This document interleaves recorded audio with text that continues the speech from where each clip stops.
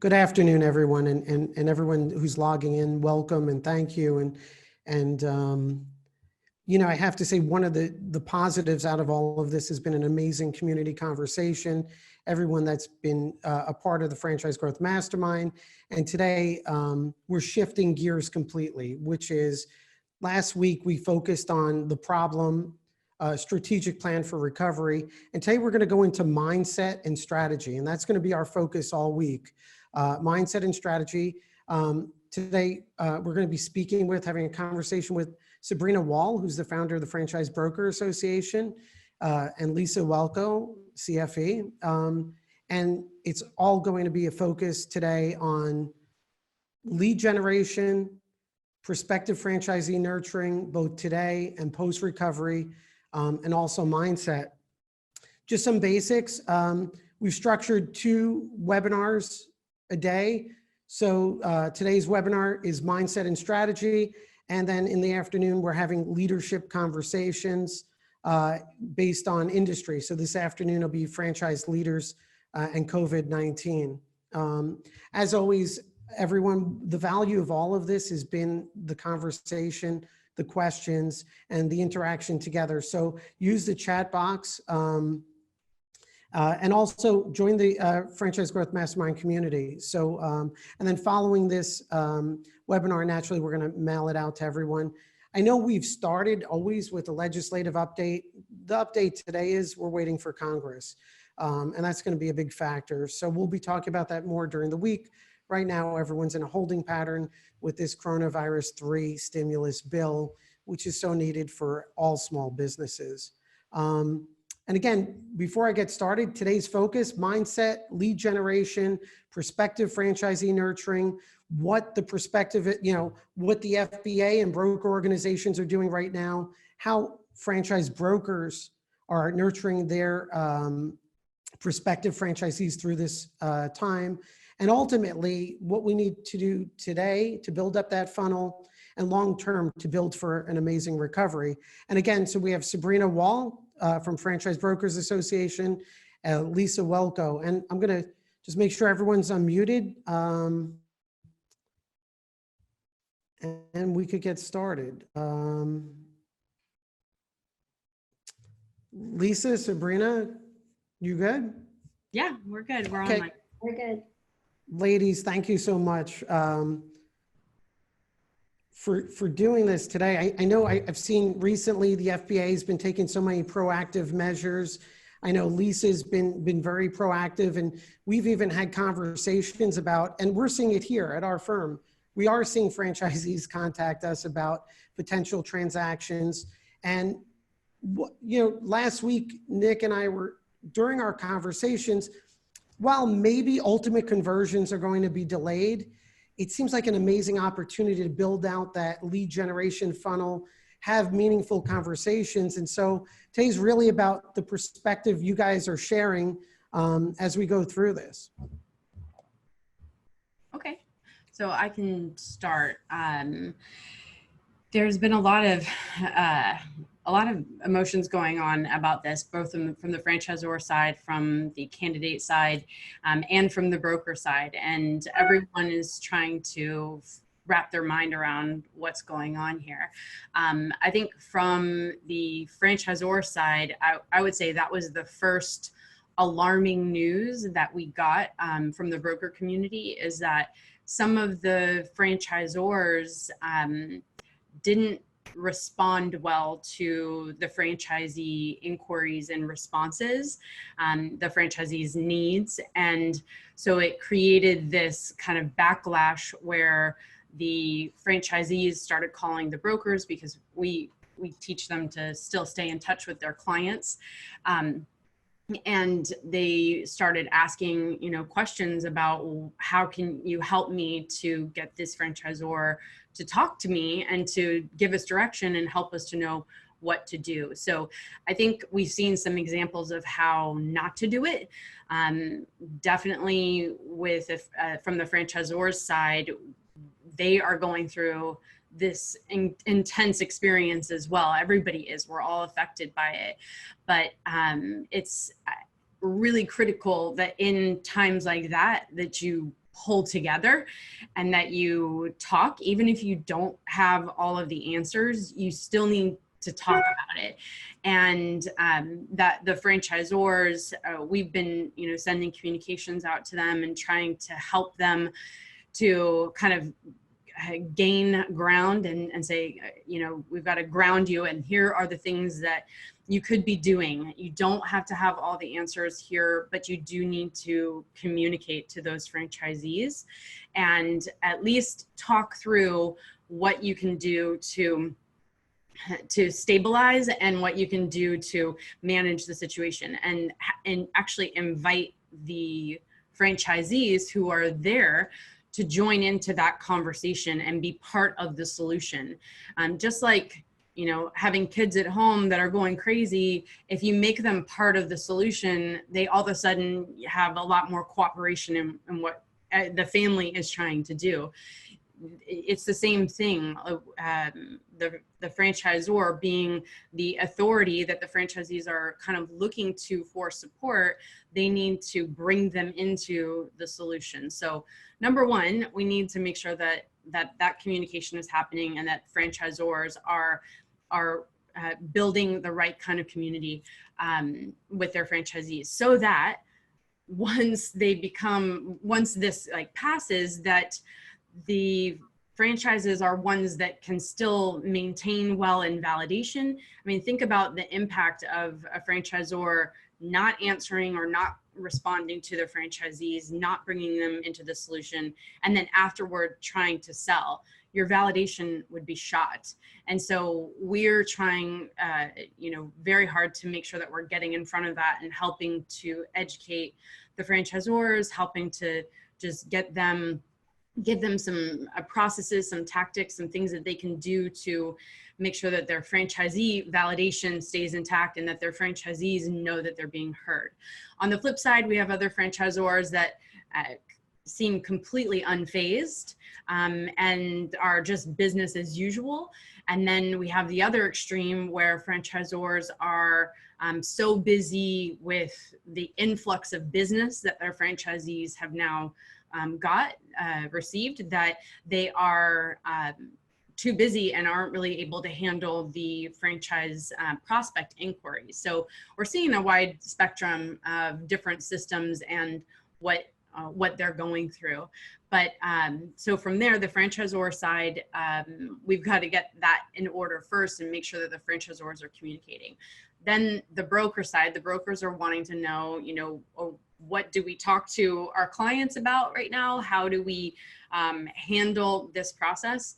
From the client's perspective, some of them are saying, I don't even know why you would call me right now. I don't want to talk about this right now. And then other franchisees, candidates rather, are still engaged and going all the way through process. So you really are seeing a wide spectrum, and the kind of the sentiment that's going around as far as that process is that that some may fall out or some may be put on hold or on pause, but that doesn't mean that they're not going to be ready afterward. And so the communication that we're having with them really needs to change.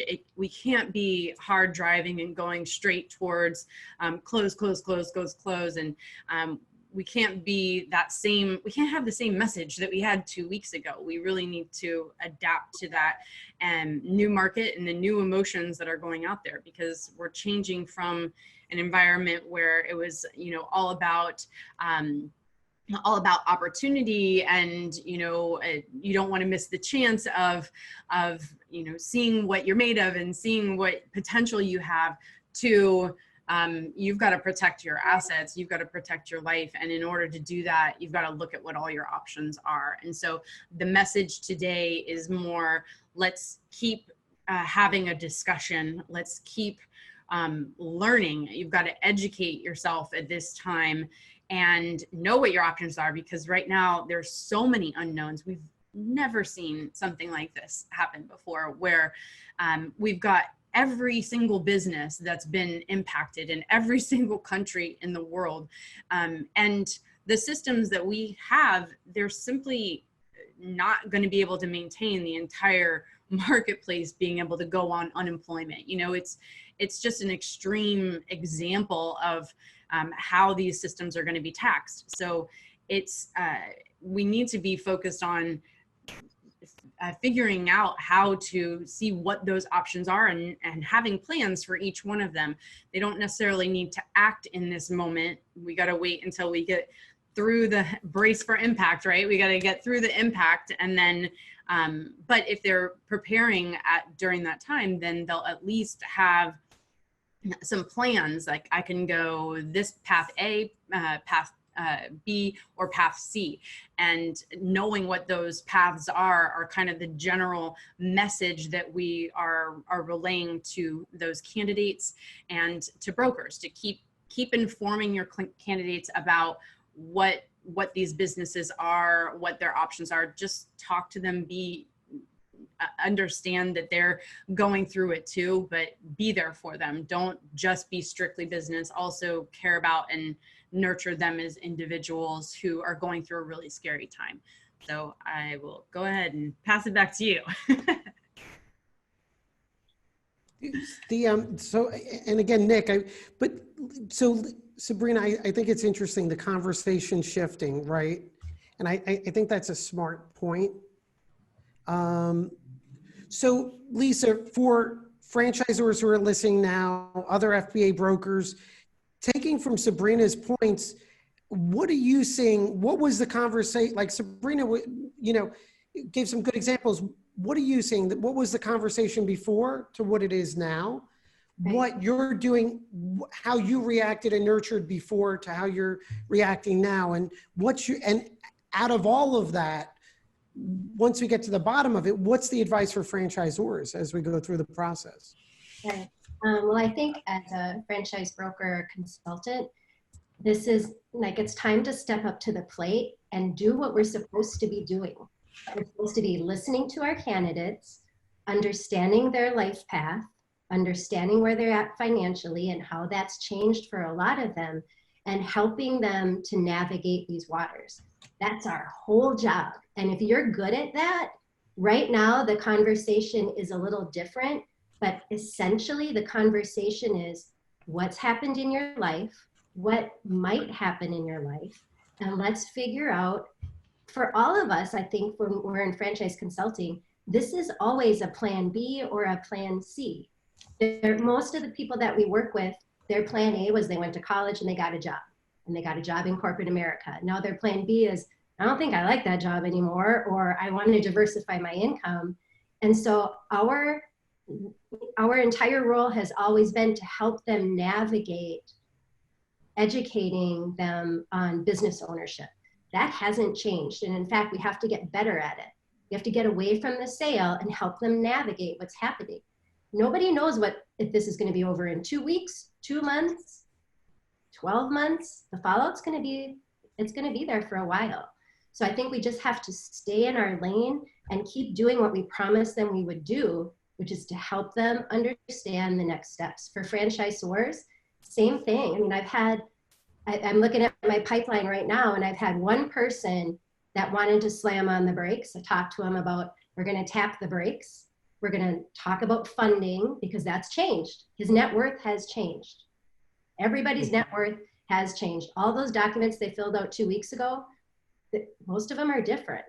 And so now he does understand, okay, what the needs, the reason I was looking at a business a month ago, that need, if anything, now is even stronger. I want to control my own destiny. I don't want to be at the subject of some boss out there.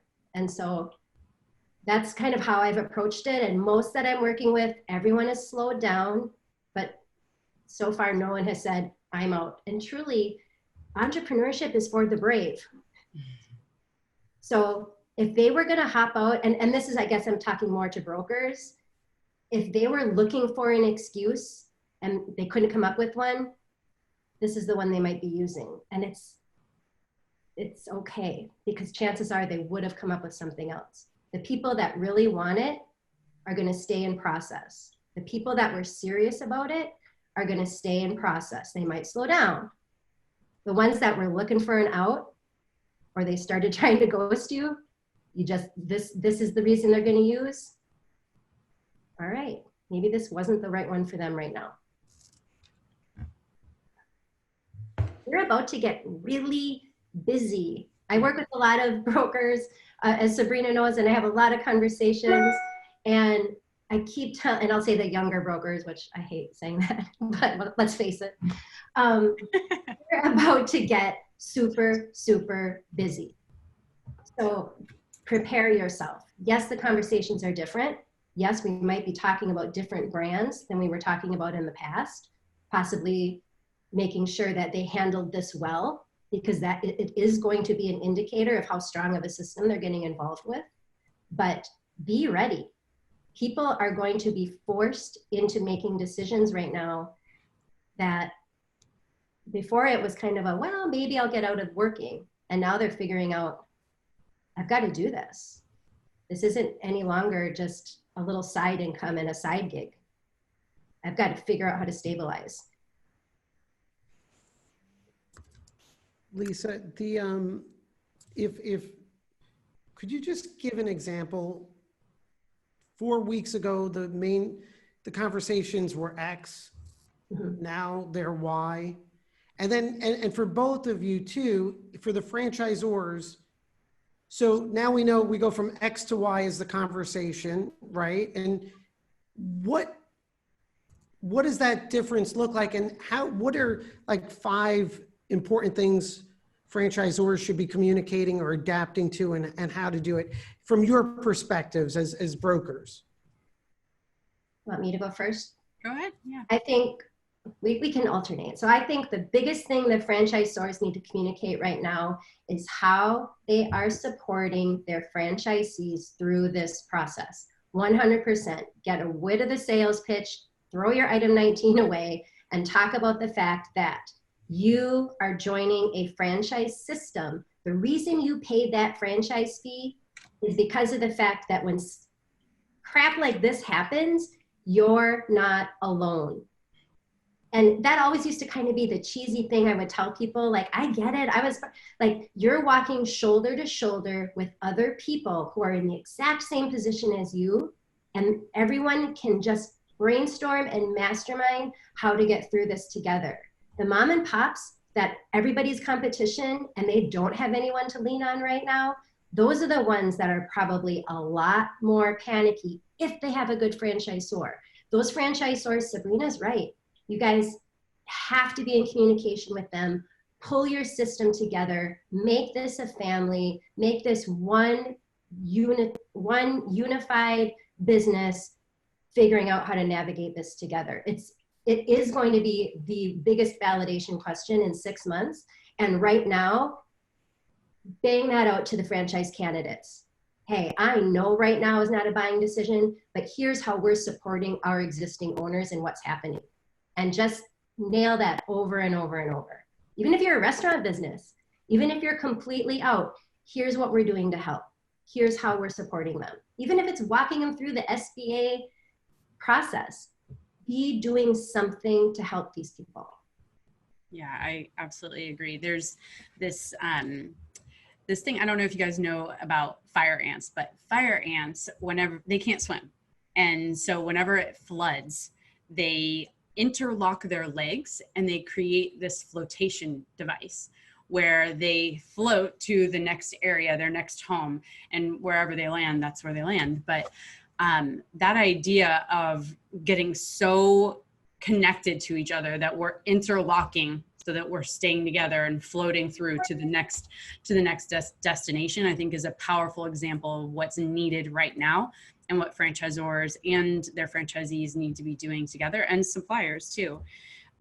What we're telling franchisors is we're telling them that they need to be, a lot of them are having concerns about royalty reduction requests, right? So they're getting their franchisees all, coming to them saying, you've got to turn off royalties. And we want them to take kind of a more practical approach to that, because if they turn off all of the royalties, then how are they going to operate their business? And so you have to look at your unique situation in each franchisor's, makeup, but we are kind of positioning them that they need to make sure that they're talking about what the royalties are doing for the franchisees and make that a meaningful item.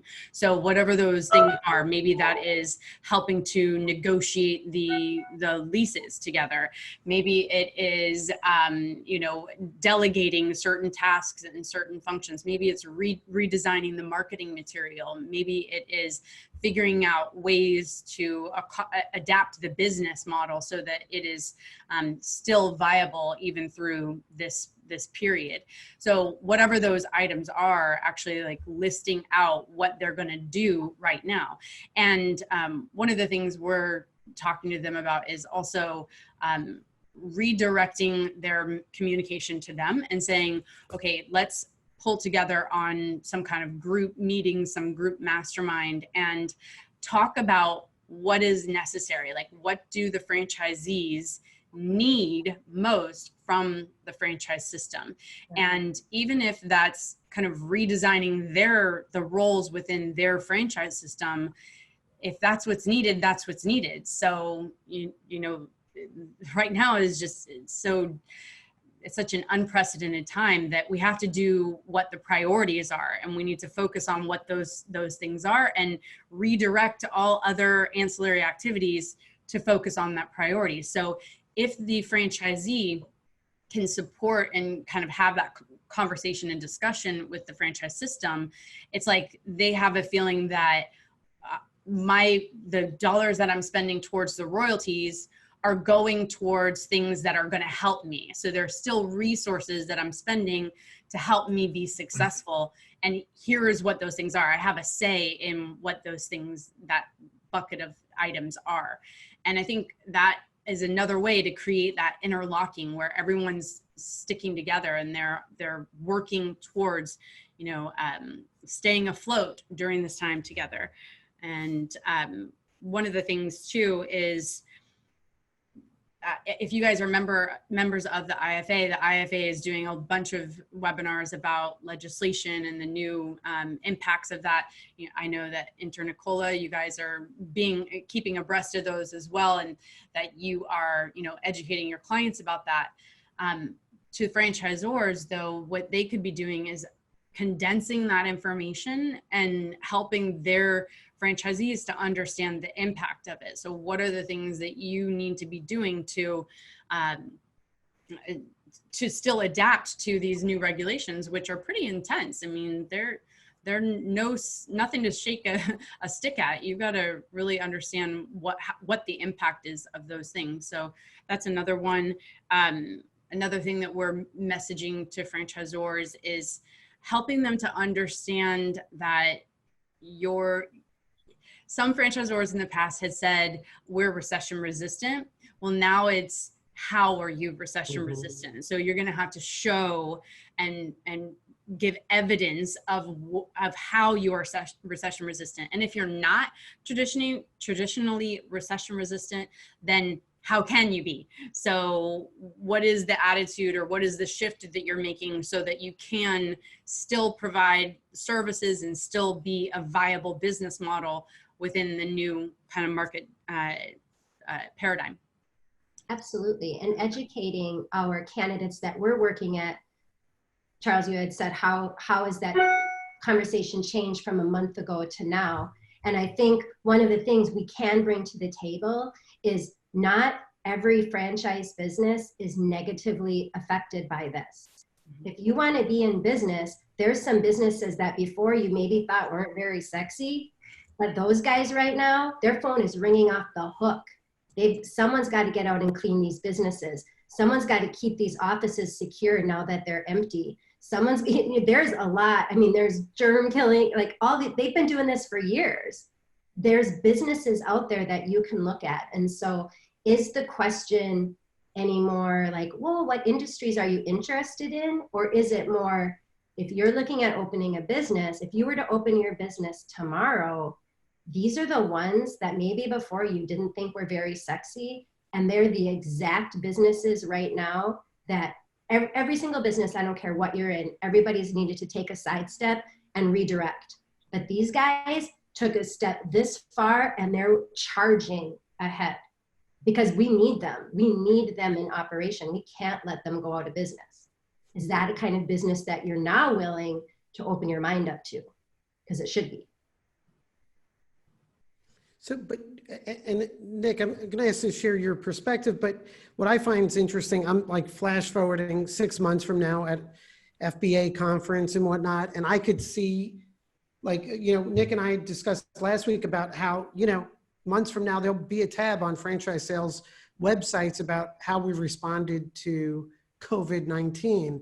And I could see in every conversation, every good broker, not only from a moral standpoint, but from a good business practice, saying this is what these guys did.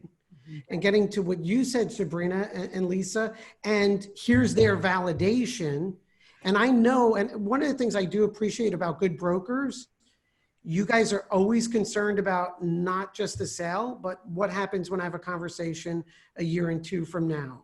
And that's something that has always impressed me. And so I could see right now for all the franchisors on this, right now is a challenging time, but those conversations are all about validation and what they did and how they reacted. And Lisa, it was interesting how you said, throw away the item 19. That's an but you know what? That's a real perspective. That's very interesting. And so I personally think the funnel is changing too.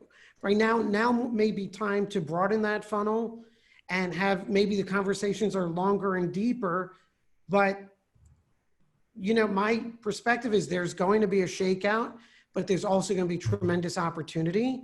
And maybe the not so good franchisors and even franchise brokers are not getting to the other side, but the really good ones are going to lead and have opportunity. Nick, how do we put all this together? Digital, PR, lead generation, conversations, brokers? I mean, there's still a lot of unknown, and there's a ton wine. Sabrina, I really appreciate you talking about, really, in essence, do the right thing.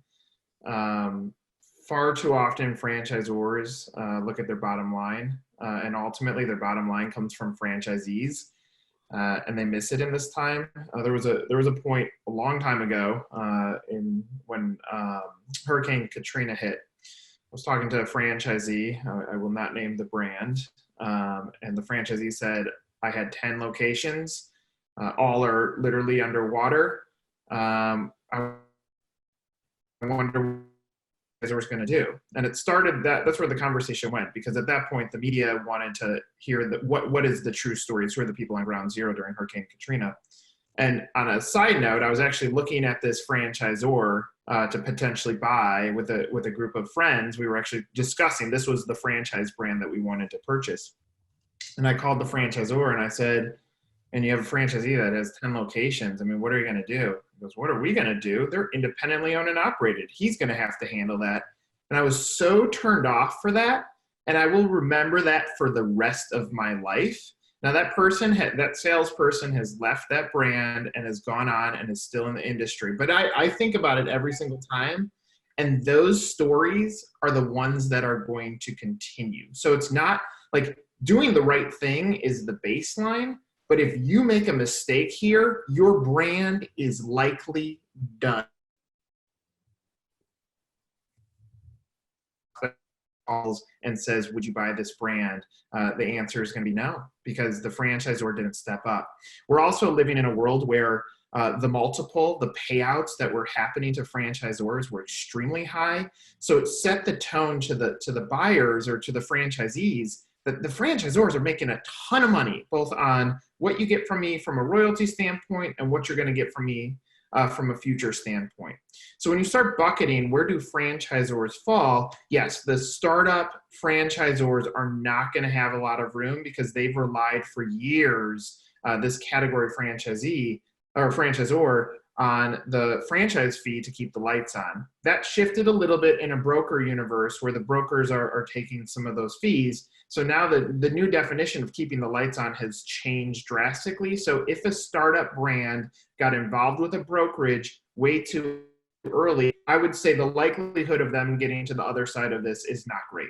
When you get to the emerging brand, that is putting the scaffolding around the right franchisee, that is focused on bringing the right franchise owner in, someone that is scalable, that is going to be a true franchise owner, not just a franchisee, not someone that's just paying royalty checks. Those mindsets are going to go to the next level. And then the established franchisors that say, look, we're going to have to go into the rainy day fund to influence our franchisees. Those are the ones that are going to take off.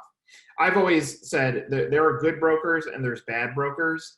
The bad brokers are the ones that say, what franchise brand pays me the most amount of money, that's where I'm going to guide my franchise prospects to. My hope is that on the other side of this, those brokers are gone. And the ones that float to the top are the ones that say, let's have a true discussion about not recession friendly anymore. It's going to be essential businesses that go to the top now. That's the new term, because those are the businesses that stay open in these times. So the change of the discussions are going to happen, in my opinion, where good brokers are now the word broker gets eliminated. The word coach goes to the front end. There's more transparency in the process, that we're able to take a prospect and say, let's really understand what is your operating capital, Mr. and Mrs. Franchisee. And now let's align you with a business that makes most sense. Because if you don't have that operating capital, if we talked you into an opportunity that you could barely afford, you are gone right now. You are done and you're stressed. And those are the calls that the bad brokers are getting, and they're not picking up the phone.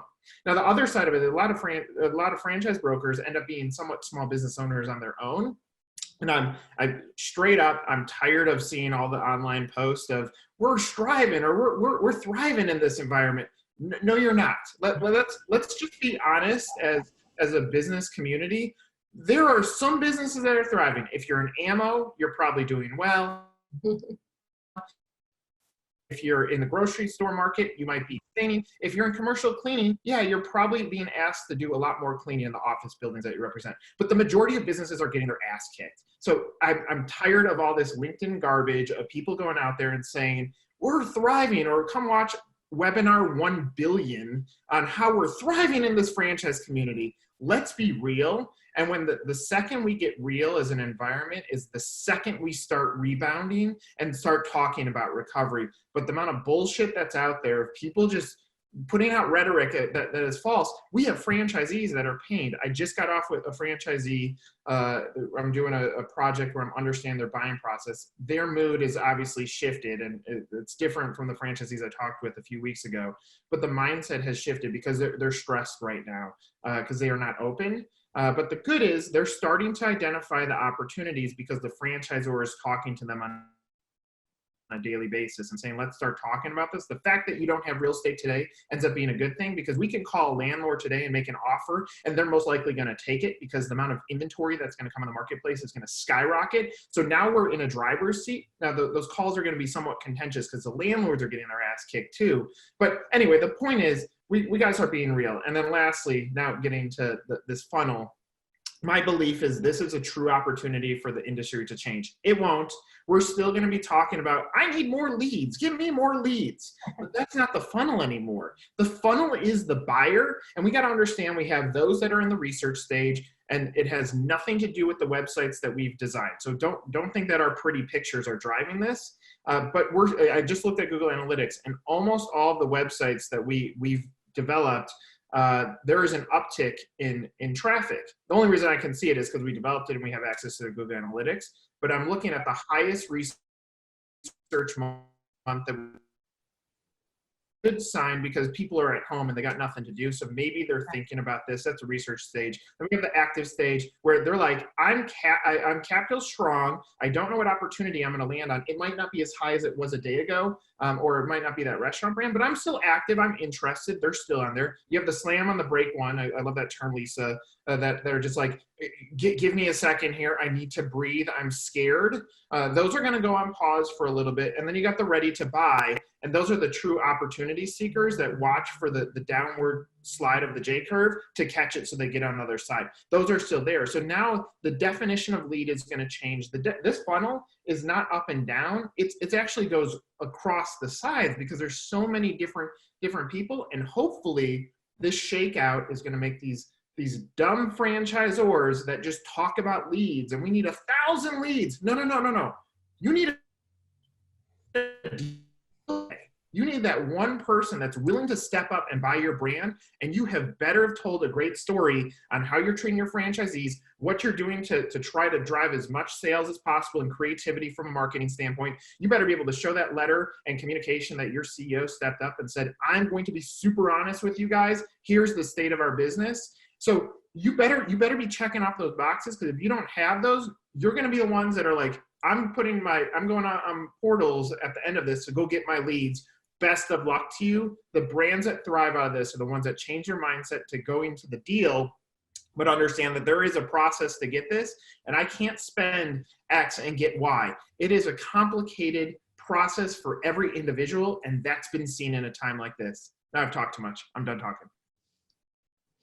No, but so it is interesting. The entire system pre-COVID is now changed, right? All of the bad practices in terms of lead generation, pay-per-click, silly value propositions that Lisa and I would talk about at many times of, we provide training. Correct. Franchisor, we have training. Right. Just kidding.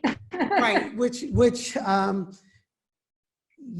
like every website and every value proposition, like Lisa says, we train. Well, that's great. It does. What's interesting for me is, I could tell you legitimate conversations with our clients where we're sending out letters,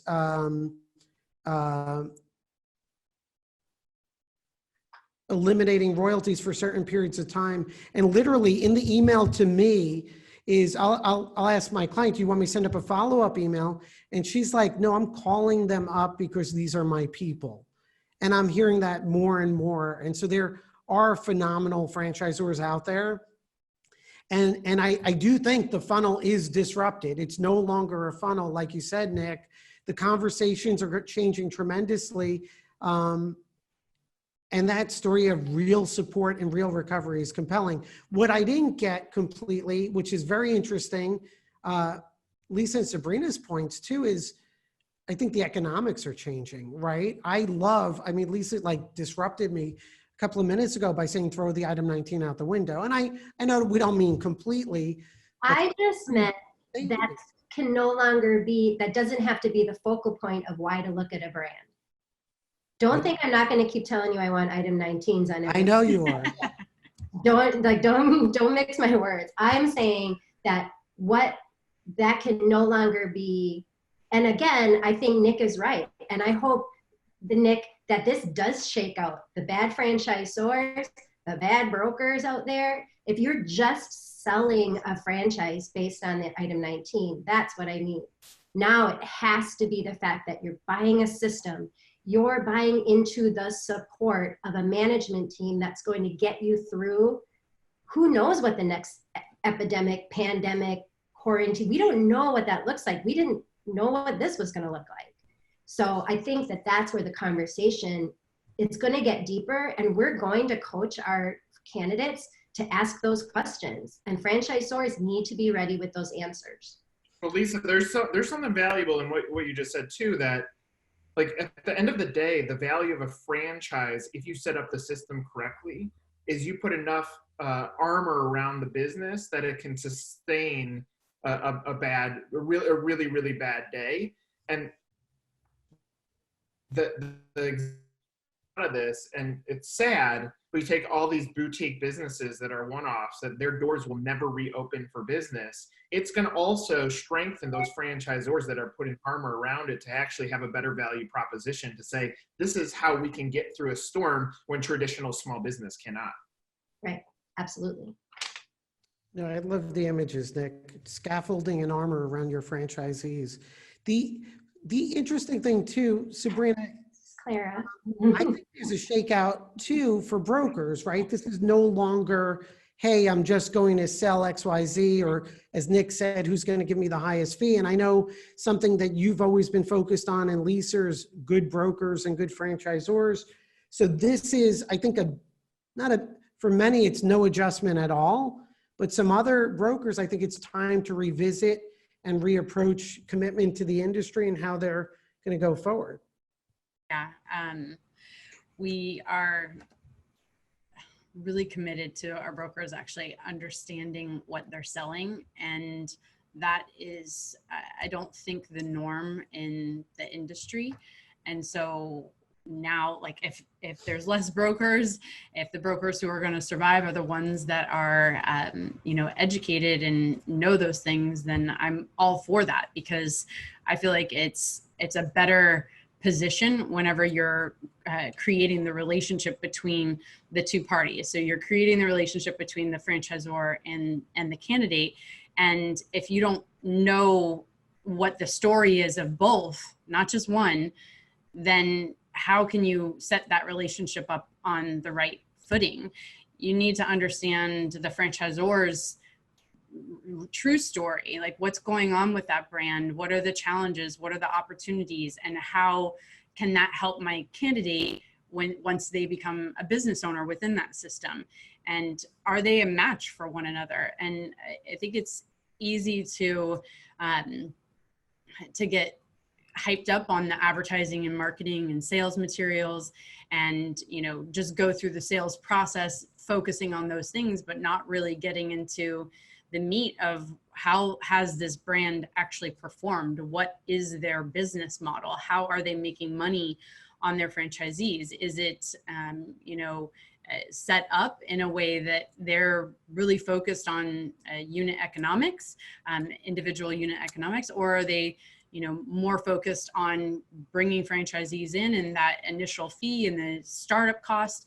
And then if their turnover is really, really high. So we look at all those things, and I think that the brokers who understand that and have that education, they're going to be the ones that the buyers want to talk to, because buyers don't want to be just sold right now. They're more scared than ever. So, before, when the marketing materials were okay, that was enough for certain people to get deals through.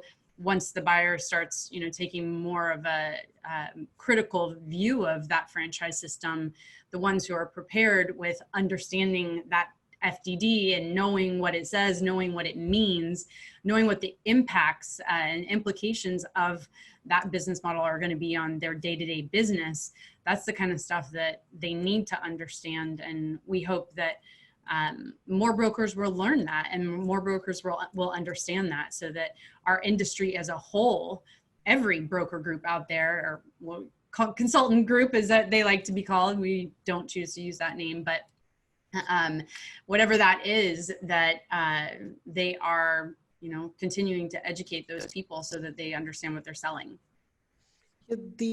Actually, and to these points, Sabrina, Jamie, and again, any comments or questions, guys, please.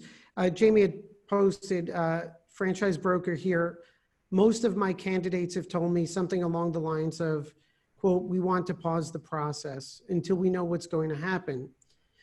I validate their concern and let them know that this shall pass, and most of our process is education may take months, and just to let me know when they want to continue. I'm not sure if that's the right way to say, or if it's too passive.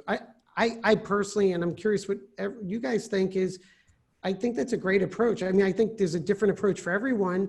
I think the conversion time period may be longer, but I think now more than ever is a big opportunity for much more meaningful engagement and conversation. I absolutely agree. I would say that you're right on, and that you can't leave it there from that point. Now you have to keep sending them educational pieces. You need to keep reaching out to them, not in a way of, hey, get back into the process right now, but rather, hey, still thinking about you, saw this article, I think this can help.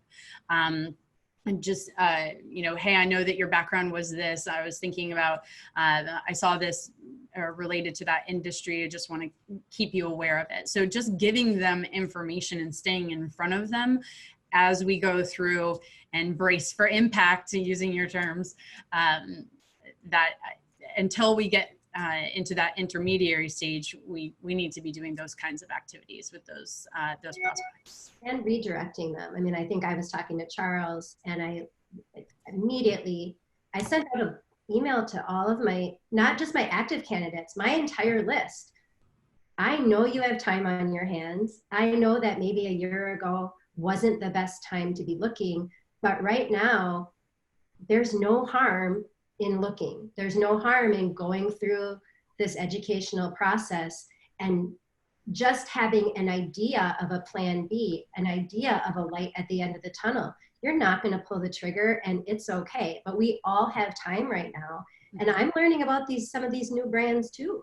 I mean, there's a couple of brands that I had not really paid attention to personally, where now I'm like, all right, I've got to learn about this one, because I think this is going to be one that I would think is going to stand the test of this, of what we're being tested.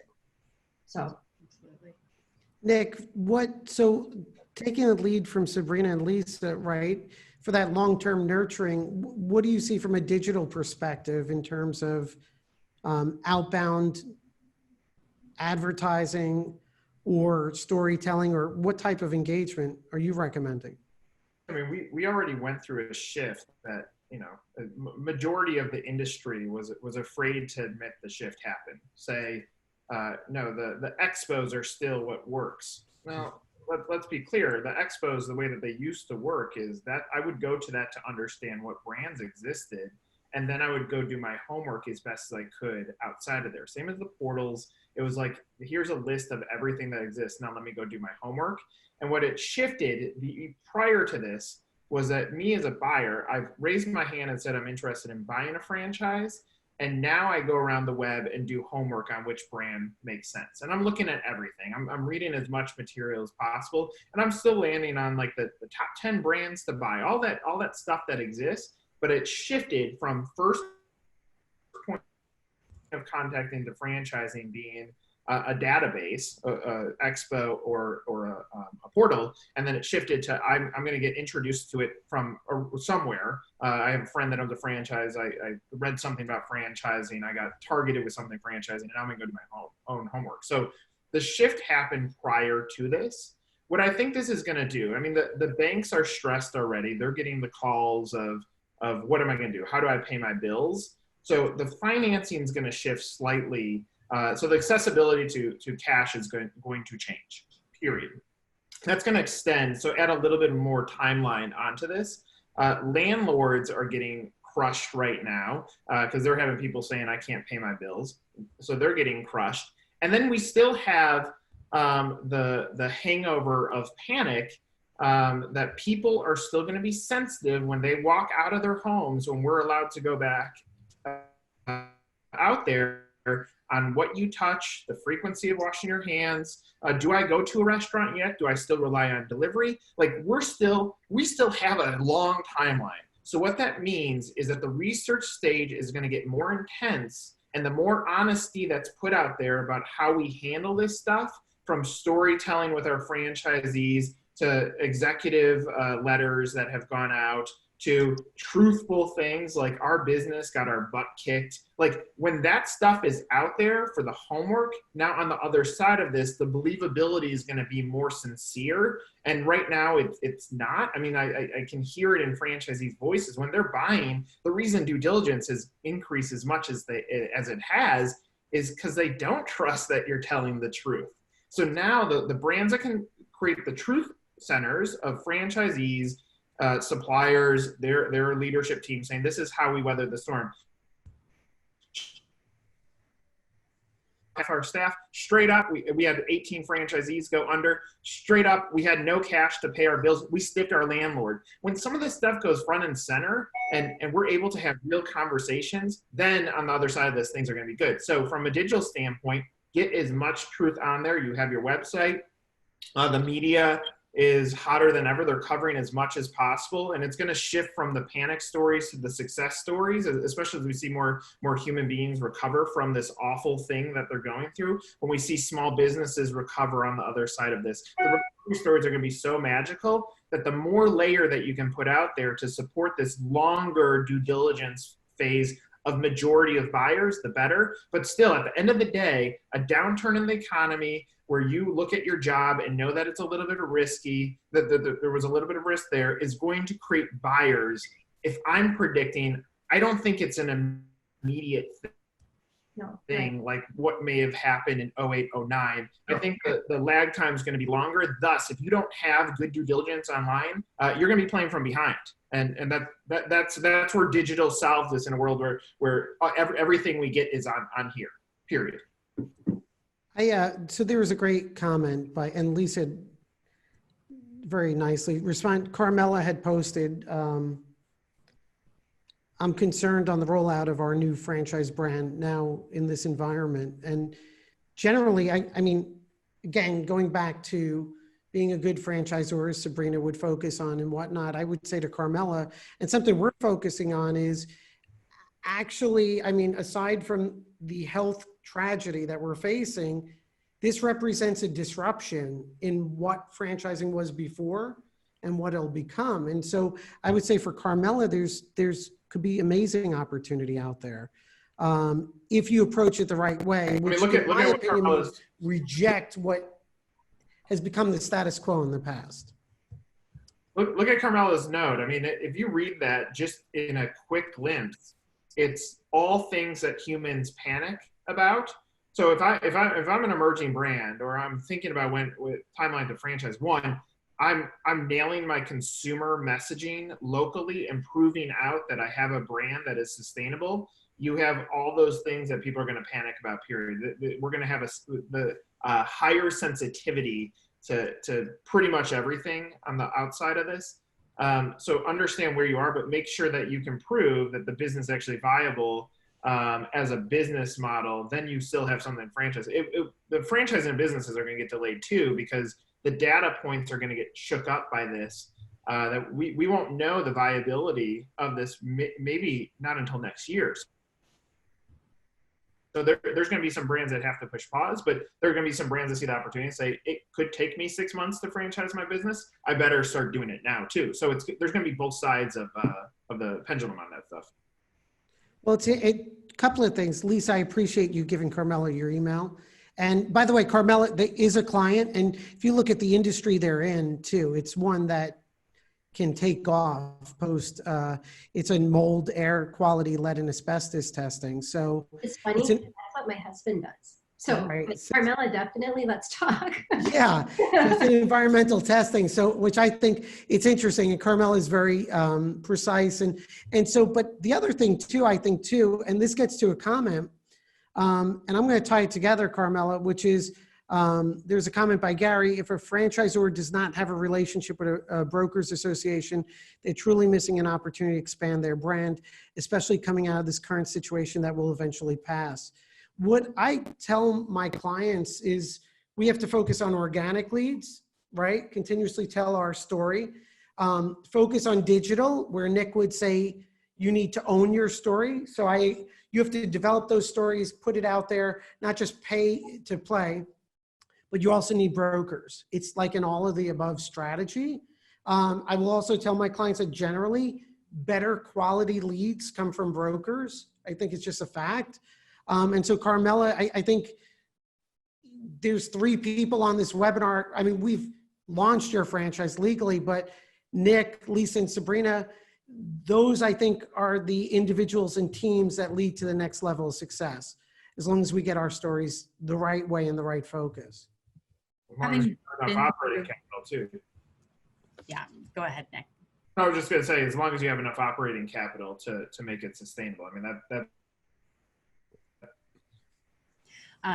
so having been through 2008, and that crash that occurred, the market did stop. It was no business because all of a sudden people who were in process weren't able to get through because the funding dynamics changed, and all of a sudden no one had access to funding. So that there was a window of time where nothing was really getting through. And then this business really does shift, and franchise sales and franchise development can be very successful in a downturn economy, because there's so many people that are unemployed and have to do something. And we did a white paper a while back that was talking about how the U.S. economy is always rebounded from the actions of small business owners. Small businesses are the ones that get it started and get it going again. People who invest in businesses, they start hiring employees, they hire contractors, they get supplies and products, and then they start getting the business going. And then they employ people, those people start buying things, and it is what restarts the economy. So I don't think that it's a bad time for starting a franchise. I think you have to position yourself as being a recession resistant, or finding that recession speak. What is your message about how you can adapt to that marketplace, and know that there's going to be a lot of potential candidates. One of the things too, we started the Franchise Brokers Association in 2008.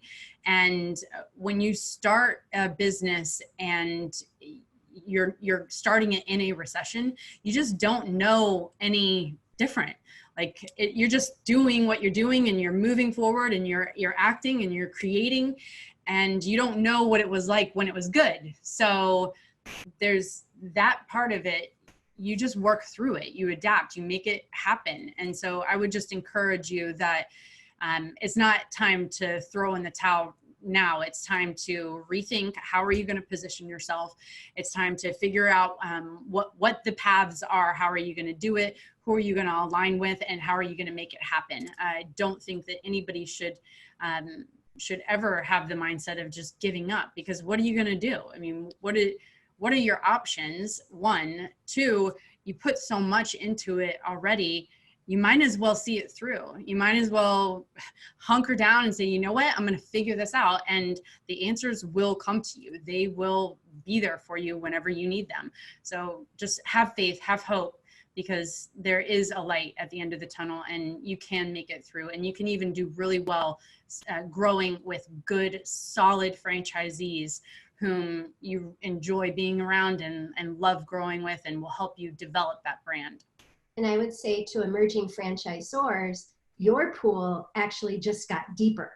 So as an emerging franchisor, figure out right now, who is your avatar? Who are you looking for? Because our candidate pool is also about to become, I want to say, very rich. And I don't mean that monetarily. I mean good people with high-level corporate positions who managed a lot of employees, who are in, doing marketing and things where their industries are getting disrupted.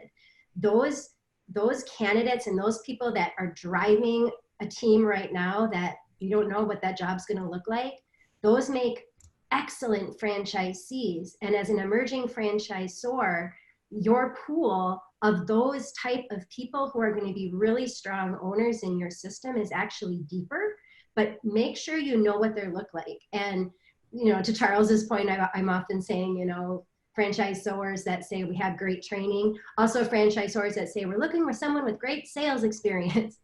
No kidding.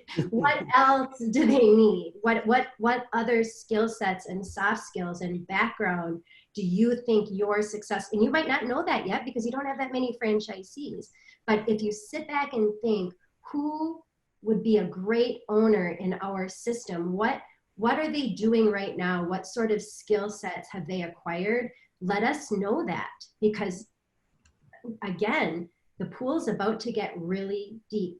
So help us to understand who you're looking for. And what's interesting, Lisa, too, is when a franchisor does that, implicitly, they're also communicating something to you and FBA that they're sincere and thoughtful about who they want to qualify and who they help, right? And who's going to be successful in their system, not just a pulse and a check.